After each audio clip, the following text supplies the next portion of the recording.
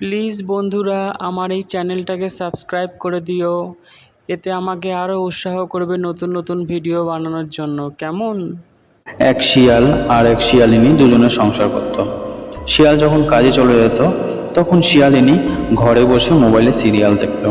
Serial দেখতে দেখতে মোবাইলের রিচার্জ শেষ হয়ে যায় একদিন। তাই শিয়ালিনী মোবাইলে তার ফেভারিট সিরিয়ালটি আর দেখতেই পারে না। শিয়াল যখন বাড়িতে আসে তখন তাকে বলে, ওগো, আমার মোবাইলের রিচার্জটা করে দাও না। কিন্তু শিয়াল বলে, আমি রিচার্জ করে দেব না।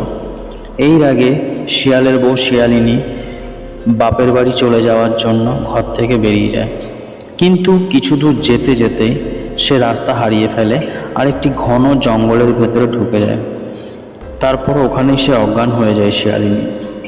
পরে যখন তার জ্ঞান ফেরে তখন শিয়ালিনী দেখে সে একটা ভুতুড়ে বাড়ির ভেতরে রয়েছে এবং তাকে আটকে রাখা রয়েছে একটি বন্দি ঘরে।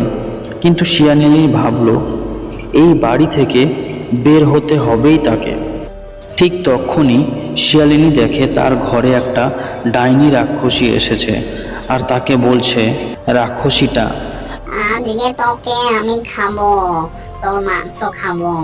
ঠিক তখনই চালাক শিয়াল বুদ্ধি করে ডাইনি রাক্ষসীকে বলে, আরে, আমার জান তো এই মোবাইলের মধ্যে আছে, তুমি আমার মোবাইলটা রিচার্জ করে দাও, তবেই আমি আমার জানটা তোমাকে দিয়ে দেব। এই কথা শুনে ডাইনি রাক্ষসী তো খুব খুশি হয়ে যায় আর শিয়ালিনীর মোবাইলটা রিচার্জ করে দেয়। রিচার্জ হয়ে যাওয়ার পর যখন ডাইনি রাক্ষসী শিয়ালিনীকে খেতে যাবে তখন শিয়ালিনী বলে, আমার ফোনে এখনো টাওয়ার আসেনি, টাওয়ারটা না আসলে জানটা আসবে কি করে, আর তুমি খাবে কি করে? আমাকে একটু বাইরে বের করো, তারপরে আমার ফোনে দেখবে টাওয়ার চলে আসবে, তারপরে আমার জানটা তুমি নিয়ে খেতে পারবে। এরপর ডাইনি রাক্ষসী তার চেলাদেরকে বলে, আমার চেলারা, একটু শিয়ালিনীকে বাইরে বের করে নিয়ে যা, ওর জানটা নিয়ে আসবি, আমি খাবো।